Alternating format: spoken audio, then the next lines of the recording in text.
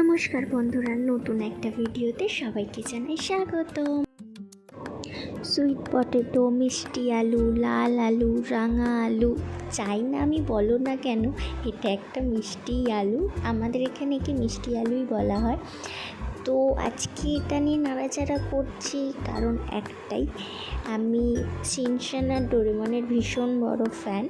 তো সবসময় দেখি, তো ওখানে আমি অনেক সময় দেখেছি সুইট পটেটো পুড়িয়ে খেতে, সেটা নাকি খুব টেস্টি লাগে। আমি কোনো দিন এর আগে খাইনি, তাই ভাবলাম আজকে একটু ট্রাই করাই যেতেই পারে, আর তোমাদের সাথে একটু শেয়ার করি কেমন লাগলো, আমার এক্সপিরিয়েন্সটা কেমন হলো একটু দেখাই।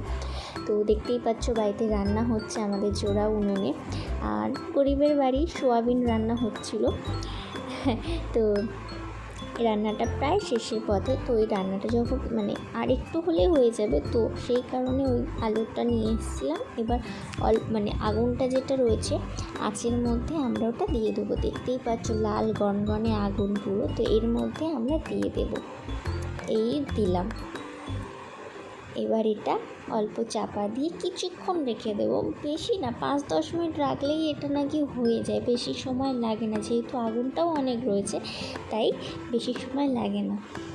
তো 5-10 মিনিট কেটে গেছে, দেখতেই পাচ্ছ আলু আমাদের প্রায় পুড়ে পুড়ে কালো কালো হয়ে গেছে, রেডি হয়ে গেছে। কোনো দিন খাইনি, জানি না কেমন খেতে হবে। তো খাওয়ার সময় খুব একটা খারাপ লাগেনি, তবে হ্যাঁ, কাঁচা অবস্থায় লাল আলু বা মিষ্টি আলু খেলে যেরকম লাগে, এই পোড়ানোর পর তার দ্বিগুণ মিষ্টি আমার লেগেছে। প্রচণ্ড সুইট পটেটো সুইট হয়ে গিয়েছিল। ভালোই লেগেছিল, খারাপ লাগেনি। কিন্তু যারা মিষ্টি একদম পছন্দ করে না তাদের খুব একটা ভালো লাগবে বলে আমার মনে হয় না। তো একটু ছালটা ছাড়িয়ে খাওয়ার চেষ্টা করছিলাম, প্রথমবার তো কীভাবে খেতে হয় জানি না, তো একটু ছালটা ছাড়িয়ে খাচ্ছিলাম। পোড়া পোড়া স্মেলটা ভীষণ ভালো লাগছিলো, আর টেস্টিও লাগছিলো। এই যে খাচ্ছি আর খাওয়া শুরু করে দিয়েছি, খারাপ লাগেনি, বেশ ভালো লাগছিলো।